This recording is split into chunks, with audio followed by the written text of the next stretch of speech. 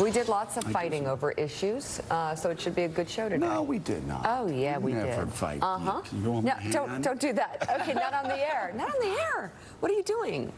It's 6:03. Willie, can I ask you a question? Uh-oh. I don't know. We're engaged. We're engaged. I mean, we've been engaged now for like 13 years. Stop. Do you think I should be able to hold her hand at this point in the engagement? With her consent. If you'll be quiet, I'll hold your hand. Well, that's one way to shut them up.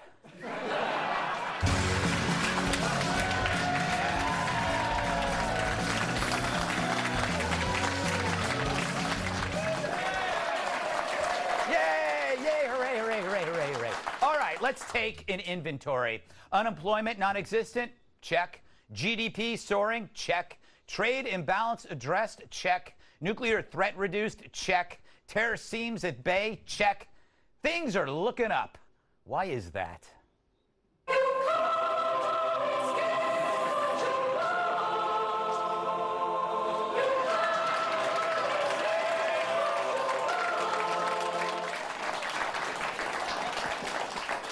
If only the flag had arms to hug him back.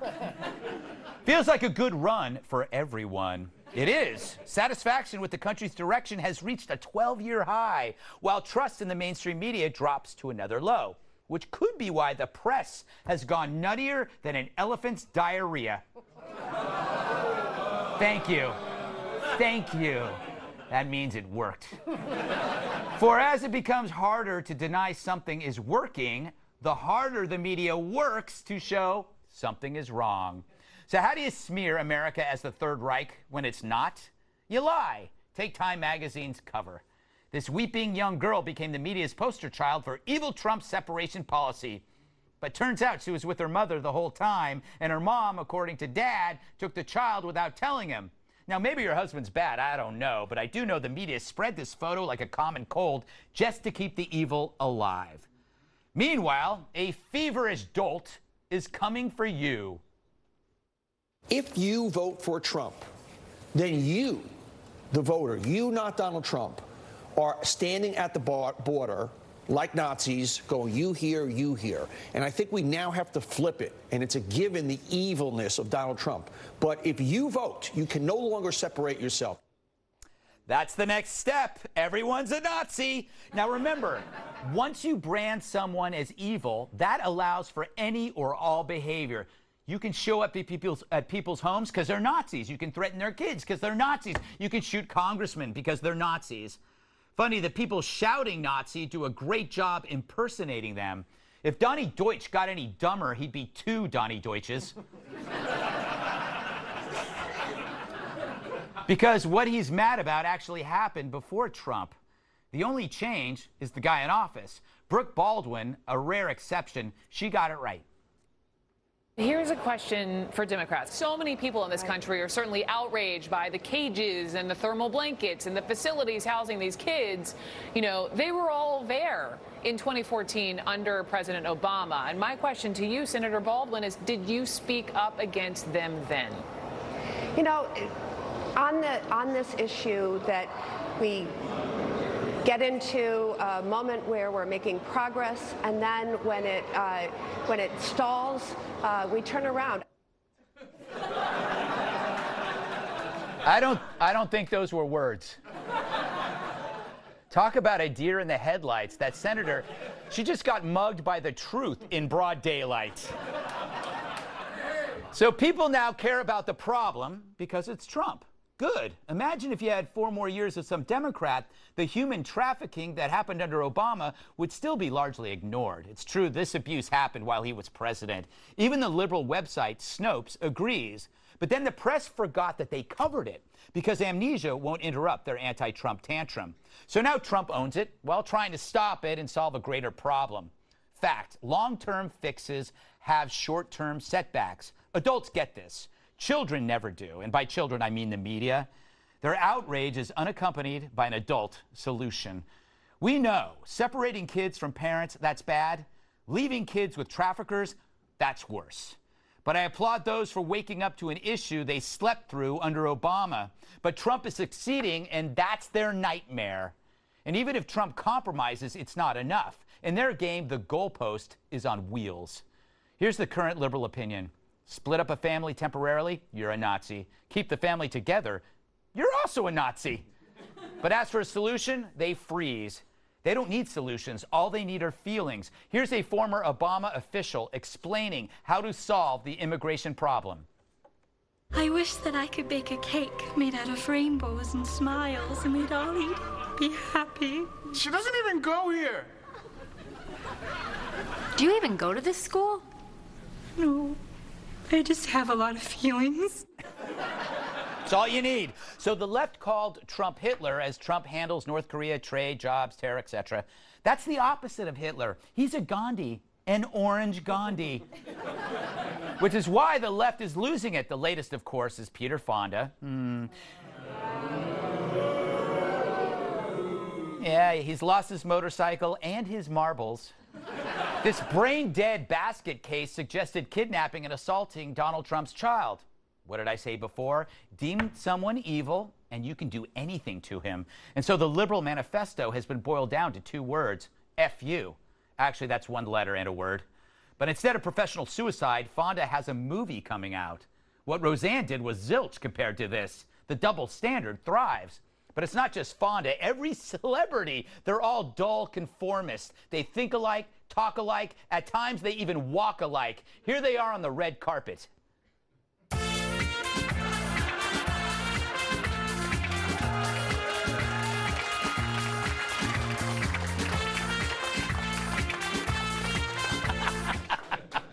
No wonder they hate Trump. He's a bigger star and he's more entertaining. What would you rather watch? Sarah Sanders reducing Jim Acosta to a puddle, or Peter Fonda trying to eat peas? That's all I can take. But it's not about kids, really. It's about 2020 and a willingness to cleave a country over it. Luckily, America gets it. A new poll has a large majority believing the media is inherently biased. As optimism in the country grows, and as more people reject the mainstream media, journalists get furious, like Mean Girls uninvited to the prom. Hence the mental chaos, the threats to Trump's son, shout-outs to Hitler, tweeted pictures of death camps. The world's crumbling. It began when Trump was elected, when Paul Krugman and his ilk then predicted, of course, economic collapse. Wrong again, you jackasses. The economy is on fire, which is the only reason you can afford therapy.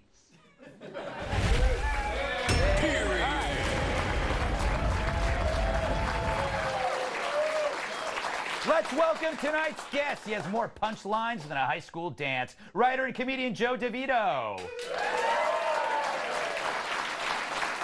She's so sharp, her parents never gave her balloons. She's attorney Emily Capano. Misery loves her company. National Review reporter Kat Timpf. And there is no deep end in his swimming pool. Former WWE superstar, massive sidekick Tyrus. All right, Joe, we know this is a tough subject. Nobody wants to separate kids. What is irking you?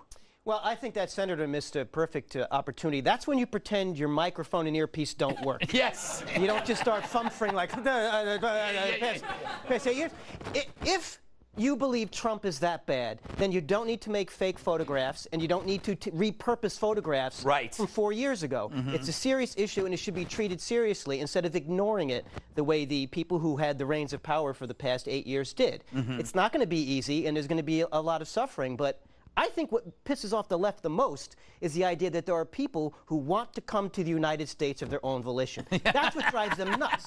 Because if that means that the United States is not the worst racist hellhole for non-white people, then their whole value system gets exploded. That is an interesting and very perceptive thought. I do what I can. All right, Emily.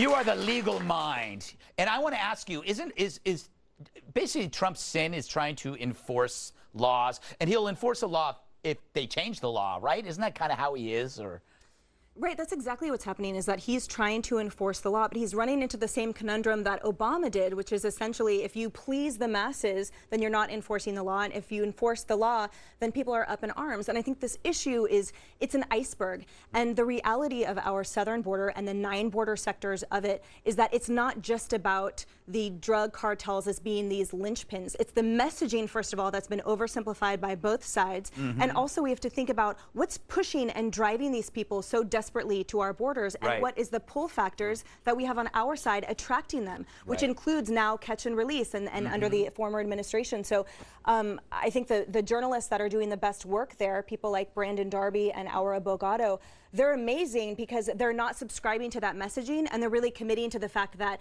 it's actually diplomacy, which is where we need to put our efforts, and that there's a lot more people involved in these cartels that are financiers and bankers and attorneys in these places, that they are far more powerful than the actual cartel heads. But again, messaging just reduces it. So how are we to actually combat these Central American pull factors and push factors if we don't actually know the whole picture? Emily, you smartest stuff this week.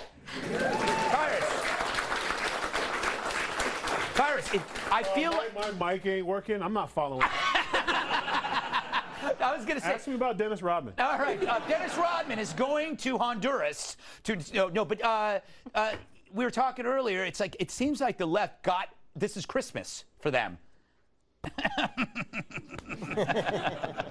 You finally got one. Yeah. But they don't know what to do with it. They're Right. like a dog chasing a tire. It's like, oh, we got him. And they just fumble it away because they just don't know how to play their hand. Right. They overplay the hand. Yeah, it was a bad week for Trump. When he does well, we have to say, good job, Mr. President. And when he has a bad week, we got to say, hey, pull it back. The pundits didn't handle it right. Everybody kind of went into business for themselves. They said whatever they wanted to say, and because it's an ugly thing. But here in the States, this is something that on the social media, I kind of got into it this week, was like, if someone in this audience has their children in the car with them and they get pulled over for misdemeanor and they go to jail, their kids go to the system. Right. Like, being arrested and committing a crime is a rough, ugly thing. It affects a lot of people. And your children, if they're with you, if you're choosing to break the law, they go to the system. Yeah. Now, I understand the reasons why you're coming to this country. I get it. I grew up in California. I was around a lot of immigrants that were coming in. One person, awesome. And for the most part, they were there to work, raise their families, and they worked hard. So I kind of have there's also that bad element. And we have to be able to screen, because even if you let in 500 great, hardworking, soon-to-be American citizens, and one of them's a mass murderer, that's one too many. Yeah. And we have to screen, and we have to vet, and we have to do those things. Kat, do you think it's where do you think this is going with the constant Nazi Hitler comparisons? I mean, is this ever going to end, or where is it going? I did not like the separation policy, not a fan. Glad that it's not a thing anymore. Although I really just genuinely don't understand how it's like Nazi Germany. Yeah. I don't get how that's even a comparison. So I'm convinced that a lot of people maybe just don't know what Nazi Germany is. That's a good point. Yeah. Maybe. Yeah. Maybe I think it just kind of spreads like wildfire. Like, they hear one person say it and they're like, they realize that what they have to do to fit in with all their buddies is agree that it's Nazi Germany. Yes. So that way everybody, or else you're going to think that you're a jerk. So everyone just keeps repeating it without ever actually really explaining it. Well, if you believe being a Nazi means being in favor of school vouchers, you've given yourself a wide range of people you can call a Nazi. Yeah. If you just include anyone who doesn't agree with you vociferously as a Nazi, that's how they get away with it. It's completely illogical. I think you're a Nazi. Fair. For real? Yeah. The ironic conclusion here, and I know I got to go, Trump gave a lot of these cynical hypocrites the wherewithal to do their job. Now, this is a real problem that reporters are now going after, only because it's under Trump. They actually care about the kids now. So it's actually, thank you, Trump, for making reporters care, once again, about children. All right, coming up. The midterms are coming. The Dems are fired up. The Republicans are fired up. Everyone's fired up except my cousin Steve, because he's a big jerk. Good job.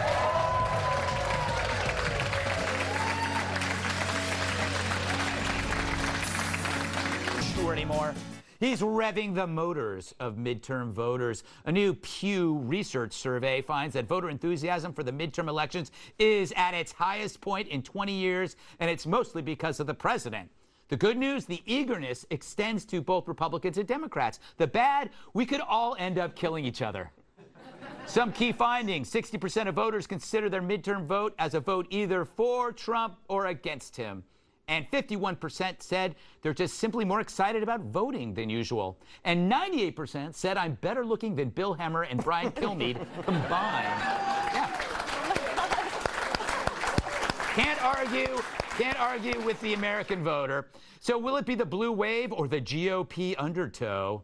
We went to our chief political correspondent, my cousin Steve, for comment.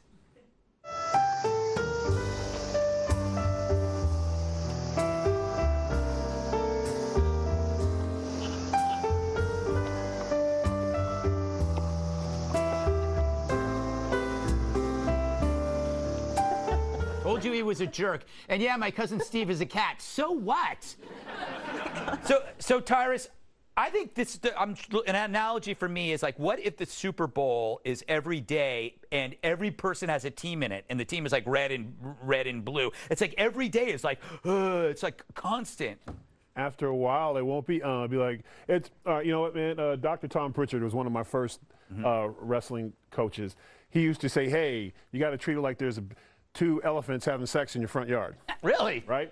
Every time you wrestle, you do big moves, right? Big, right? Two elephants having sex. After day 10, it's just two elephants having sex in your front yard. You walk by, excuse me, it's not even a big thing anymore.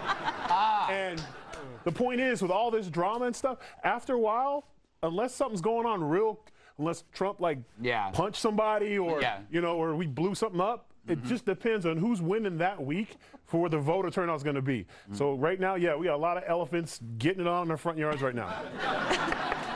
All right, Joe. I admit that I feel that this could devolve into total chaos. People, it's just, and the media just wants a climax that's like the end of Carrie. I'm a big fan of partial chaos. Yes. I don't want total chaos, but why don't we just have a big lever in the booth that just says Trump on it? And whatever you like, you either pull it down for him or you lift it up if you're against him, and then we don't have to argue policy. You just vote with whatever your feelings are. All right, Kat. Where do you think this is going to go? Blue wave or red undertow? I think it's really hard to say, but I don't think that it's surprising at all that Trump is inspiring all this enthusiasm. If you really think about it, if you ask somebody, hey, what did you think of this thing that Trump said or that Trump did? No one's ever like, meh. No. They're never like, I don't know, it was fine. They're either like, this was the best thing ever, or they're like, he is so bad, we're all gonna die. Yeah. So I'm not surprised that someone that inspires those kinds of emotions are resulting in enthusiasm. And normally in the midterms, the party that's already in power to say doesn't have that kind of enthusiasm. That With is Trump, true. it's different. So I don't think that we can expect that there'll just be a blue wave, because I think it's a lot different with Trump. You know, my theory, Emily, is that this is a way more personal decision for the anti-Trumpers. But Trump is basically the hood ornament for a car that they hate, because Trump symbolizes a whole swath of Americans. So the vote is against like this whole idea, the deplorables, maybe. You're right. The idea that they have created and perpetuated, and that isn't accurate. And I find it ironic that it is Democrats statistically who now are feeling more pumped up to go to the polls because of party control in the House or the Senate. True. And I also think it's interesting that the United States still remains 26 out of 32 in terms of highly democratic developed countries in terms of voter turnout. So I'd like to take this to plug and be an advocate for restoring post-felony conviction and probation rights, because to me that's 4 million people whose rights could be restored to vote and who better to participate in the democratic process, especially with criminal justice reform, than those who have lived it.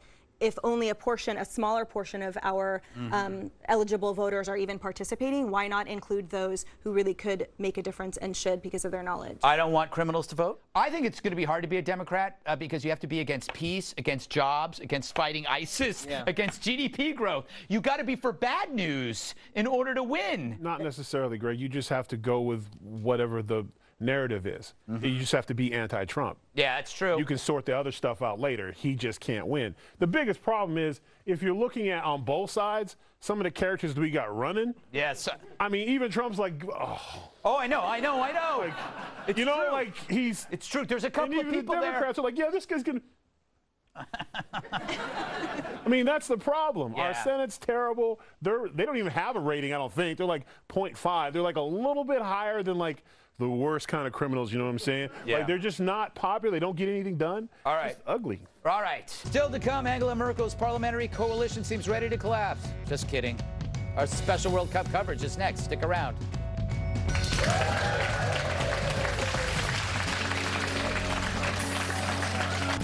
They're making a splash by picking up trash. The World Cup continues through mid-July, but we already know the best fans are from Japan, Senegal, and Uruguay.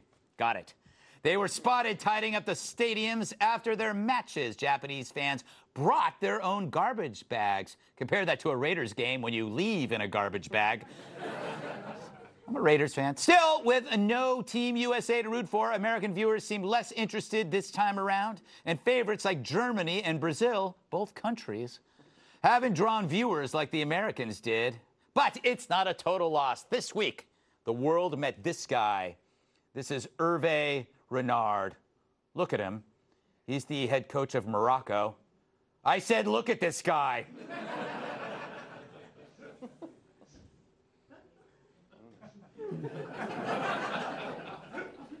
Anyway, back to soccer.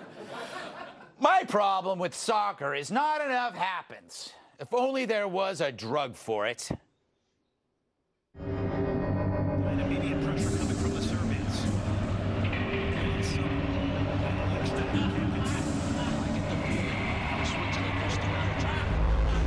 Hey, Tom, what's wrong, man? You all right? Oh, I've been watching soccer for 90 minutes and nothing's happened. No one scored. I don't feel well at all. I'm so bored, I'm numb. I mean, soccer's not about scoring. It's called the beautiful game because it transcends goals. Ah, what I'd give for a little excitement. Sounds like you could use some Scorex. What's that? It turns soccer into something exciting that isn't like soccer at all. Tell me more. Scorex is the breakthrough drug that breaks up the monotony of soccer, making it fun for a change by turning it into hockey. Whoa!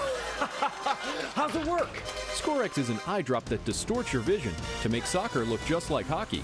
Your brain will think you're watching something truly exciting, even though you aren't. I never thought I could love soccer so much. Come on, man! Yeah, get into it! Thanks, Scorex. You're welcome. Hey, announcer. I got a question. What will happen if I take Scorex while I'm watching a regular hockey game? You don't want to do that. Why not? Because you'll see this. Trump said, if I'm wrong, I will admit it. Yeah, right, when pigs fly. Scorex, for when you want all the excitement of the Stanley Cup, even when you're watching the World Cup. Warning, Scorex is equal parts saline and LSD. I'd buy it. All right. Emily, I grew up playing soccer. I love playing it. I can't watch it. Isn't that strange? Is it because as I got older, I just can't play it because you have to be really fit? I don't know. That makes sense. I mean, I think, you know, it's true that America is not participating in this World Cup, so maybe that probably has contributed to the fact that not a lot of Americans are watching it right now. But I think it would be good if other cities did what LA does, which is host high-profile teams, and it's sponsored by corporations. Like we could have PepsiCo out here in New York and have Barcelona come out and play the New York, and then, you know, it would garner interest. Dream on, Emily. But to invest for 2026. Yes. And also, we obviously got the World Cup out of Morocco's hands, and our friends China and Korea and France and Brazil voted against us in that. Time for a war. You know, Joe, I have an idea to make soccer better. You put bases on the field, so you have something to run to. Then you have a guy that holds like a piece of wood, like a bat, and he hits a ball that's way smaller than a soccer ball, and he hits it, and then he runs, and then the other soccer players, they have like these big leather gloves, and they try to catch the orb as it's coming at them, but you got to get rid of the nets. You're not suggesting they use their upper body limbs. Well, I wouldn't go that far. Yeah. I think this shows the contrast between, first of all, people aren't watching NFL football like they used to. That's true. Let alone this metric variety. I like the looks of that coach. I like how the coaches dress well. His shirt is so tailored he can barely move. Oh, I know. Yeah. Compare him to Bill Belichick, who looks like he just rolled out of bed. That guy is so handsome. He's actually ugly. It's too much. It's like I can't really look at him because I'm repulsed by his beauty. It's too much. It's like he went and said, "Give me the makeover for a Die Hard villain." Yes. But it shows you the contrast. They're in the stands with garbage bags, whereas if you go to a Dallas Cowboys game, filled with. Oh, ladies and gentlemen. That's right. That's right. We're leaving that one in. That is right. Tyrus, I have another improvement on soccer. I'm just going to stop you. Okay. Stop you right now because all I want to do is walk over there and just give you a Melvin and leave you on the top of the thing. The World Cup is great. Yes. Let me hear your idea why I control myself. All right. You have the teams line up against each other, and a ball is like hiked from one guy to another, and then he throws it to people who can catch it. And after 3 attempts, if you can't get, like, say, past 10 yards, then you can use your feet by kicking the ball. Greg, you ignorant slut. Listen, I'm enjoying the World Cup very much. I'm in a big pool at Hard Knock South, and I drew England, and when I watch the games, I'm also colluding with Russia. That's my second team. Yeah, I'm colluding with Russia. So I went out because I always get costumes and stuff. Yes. We do this big time, and I wear an English judge's wig while I watch the game and insult whoever I'm side betting on the game. It's a lot of fun, and I enjoy. You guys should try it at home. It's a lot of fun. Wow. Scoring's up. Yeah. There's a lot of upsets. It's a lot of fun. It's a good time. I work 1 day a week, so for me, this is great. You mean you don't prepare all week for this show? My God. That hurts me deeply, Tyrus. All right, Kat, what final thoughts on this? What do you think about it? You watch? I watch reality TV almost exclusively. Yes. If it's not about murder or pregnant teens or people struggling to get off of drugs, I'm not really that interested in it. Yes. Now, a group of all those people kicking a ball around. Yes. I would watch that. I don't like soccer. I have a trauma of playing soccer as a child. The trauma was that I played it. Yes. And I was not very good. It's hard. It was hard. My parents would pay me $0.25 every time I kicked the ball because I kept running away from it. And that's, makes it hard to be successful in the game of soccer, which is centered around the ball. Yeah. I will say this. I love playing it, but I can't play it. I'm out of shape. It's an impossible game to play if you're out of shape. Impossible. Well, Greg, you don't have to be in shape to watch it. Yes, that's true. Well, you need to be interested in it because it's really boring. It's the World Cup. Yeah. I don't care if there's a lot of things about this world that's covered by Fox. The world is covered by water, and water's not that interesting. Okay. Water polo would be fun for you. Oh, those poor horses. Terrible joke. Go to commercial. One last thing before we go to break. I just wanted to share this video of a dream I had last night.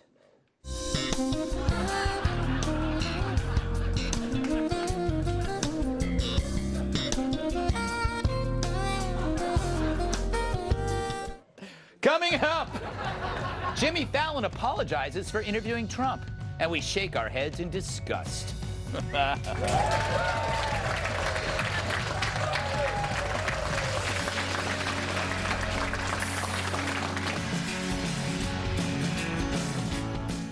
They called him a chump for his interview with Trump. Remember this? Go ahead with my hairspray.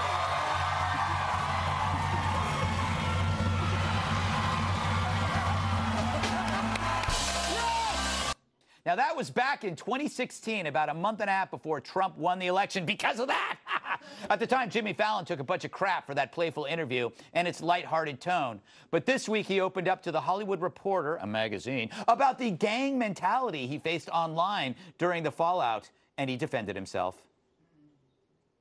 I did not do it to normalize him or to say I believe in his political beliefs or any of that stuff. It was definitely a downtime, and it's tough for morale. You go, all right, we get it. I heard you. Right. You made me feel bad. So now what? You happy? I'm depressed. You want to push me more, or what do you want me to do? I made a mistake. I'm sorry if I made anyone mad. And looking back, I would do it differently. Ah! That's all I can say. But I don't really know how he would do it differently. But my advice, just ask him some hard-hitting questions like this. What kind of products should I be should have the Gutfeld name on it? Well, you play golf, don't you? No, poorly. I'm a terrible golfer. We could name a golf club or something after you. Yeah. We could name a gutter, like it's a Gutfeld putter, but call it the gutter. A gutter putter. So there's always a point behind my idiocy. I will never apologize for that. Although, I should. That was terrible. All right, Joe, I think Fallon should have won a Pulitzer for that scoop because he gave us proof of the actual contents of Trump's hair. No one had done that before. Yeah. And he gets ridiculed for that. That looked like something that should be on the Weather Channel when he mixed it up like that. Very strange. I think people were too hard on him, but Jimmy Fallon's an entertainer. Yeah. He tells you that right off the bat. He doesn't hide it. And I think there's a place for that because even as someone who's in the entertainment business, I like to see... You are? On the margins of it. Okay. I mean, it's a big business somewhere on the periphery. But that we need some place for just where you don't have to be inundated with politics all the time. Whether it's ruining movie franchises, it's ruining the enjoyment of sports. Yes. There's a place for it, and if that's how you want to express yourself, that's fine. But people wonder why they're agitated all the time, because they're constantly getting themselves worked up. I can't wait till politics enters pornography. How is that going to change adult entertainment? But we won't get into that here. We'll do that later for the midnight show. Hey, Kat, it seems like politics is not just personal in Hollywood. It's a survival mechanism, which he's learning, that he crossed a line. He, quote, normalized Trump. What was he supposed to do? Yeah. This is a comedy show. Was he supposed to sit Trump down and just sit there and go, you are bad, you are a bad man, and I don't like you, and I don't support you, and then go to the commercial break? Great bit, bro. I mean, yeah. What else was he supposed to do? And you can't fault him for putting Trump on a show either, because I don't know if you remember 2016. You would just go through the channels, and somehow Trump would be on every single one of them at the exact same time. He was on CNN more than Jake Tapper. And now they don't take any of his rallies after they essentially CNN elected Trump with their constant coverage.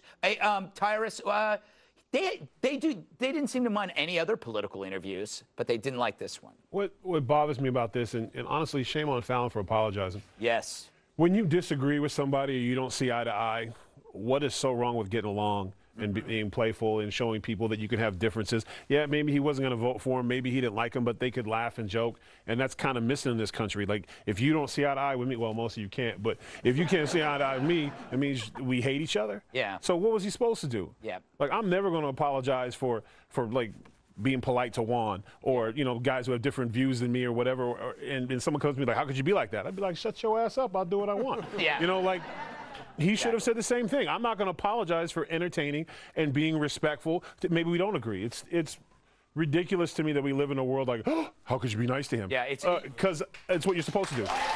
And Emily, I think his apology could be translated to, next time I will know better than to cross the cult. Like the anti-Trump cult is like he violated a law. He wasn't sorry about his opinion. He was sorry that he got in trouble. Totally. And it's difficult for me to muster sympathy for him in that regard when he complains about the gang mentality that he was subjected to. I mean, if you put yourself out there to that degree, then obviously you kind of have to take the heat. And I agree with you, Tyrus, that he could have used it as a platform and an example of, all right, so let's talk about it, or let's just be kind to another person and let's joke. Let's actually have a reprieve from politics, like you were saying, and actually enjoy ourselves for 60 minutes. But instead, he's now pandering to the rest of the group think, and he's become annoying. Yeah, no, it's sad. It's sad. But then again, the people he's dealing with wouldn't give him the time of day if he tried, because it's a cult. Still to come, are kids nothing but trouble? That debate, plus a live karate demonstration. Next. That's a lie.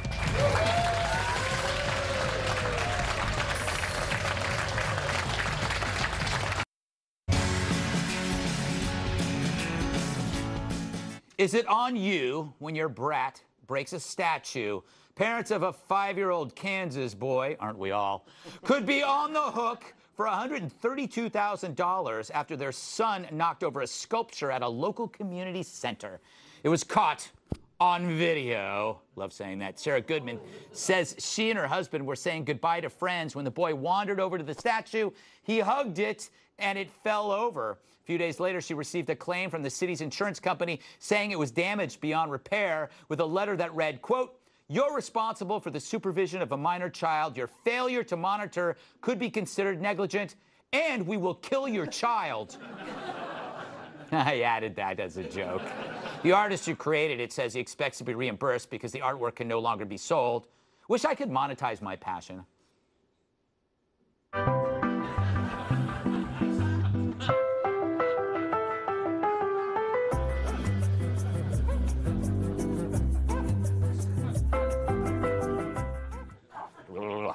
Emily, you're the lawyer here. Should she pay? Should the mom pay? I think so. And basically speaking, usually at common law, parents can't be held vicariously liable for negligence of their children unless it was willful or malicious.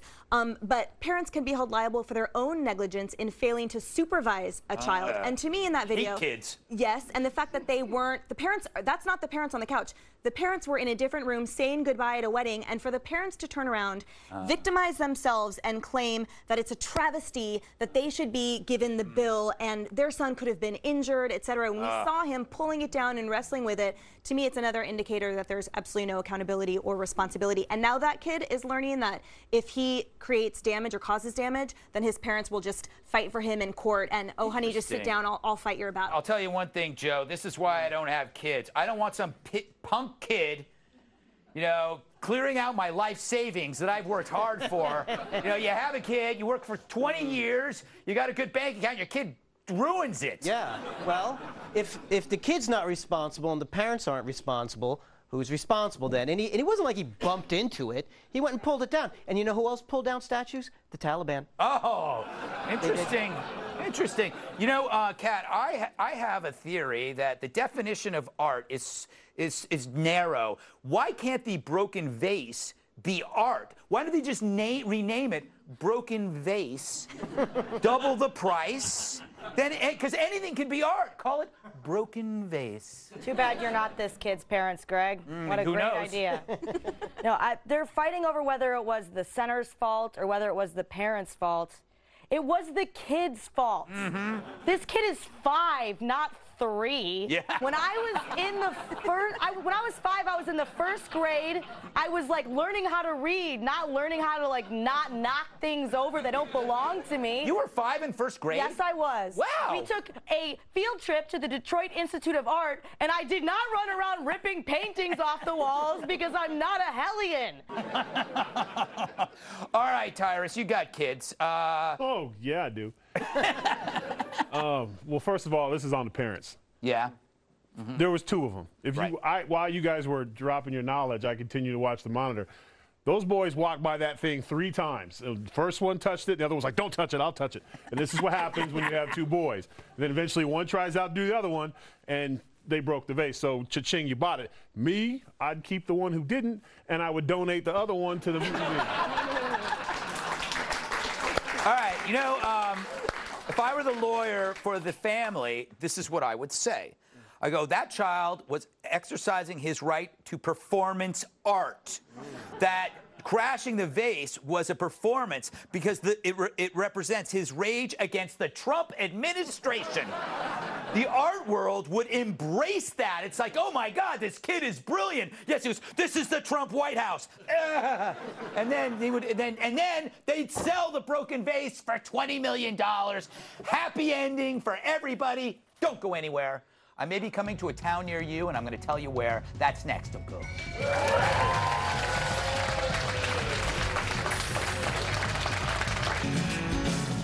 Hey, before we go, you can pre-order my new book, The Gutfeld Monologues.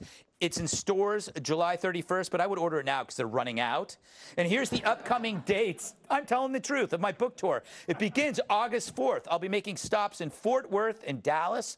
August 5th, I'll be at the Woodlands, Texas. I also have events later that month in New York, New Jersey, California, and Florida. Like, that's a help.